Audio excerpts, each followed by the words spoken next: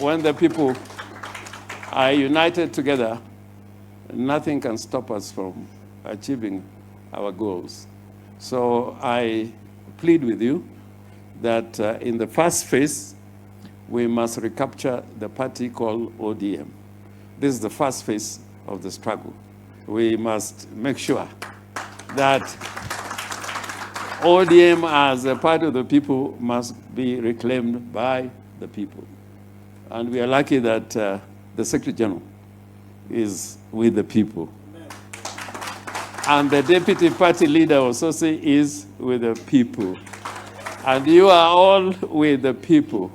After reclaiming our party back, state capture, from state capture, the second stage is to begin organizing. Because the ceasefire is over. The ceasefire is over. And I can tell you there is no way we can have free and fair elections until people come out en masse to determine what type of elections we're going to have. If you leave it to Kasongo the way I see it, and with the constitution of IEBC, it will still be lamentations next year. So the hour has come, the time is now. Let us go out and reclaim our country back. Thank you very much.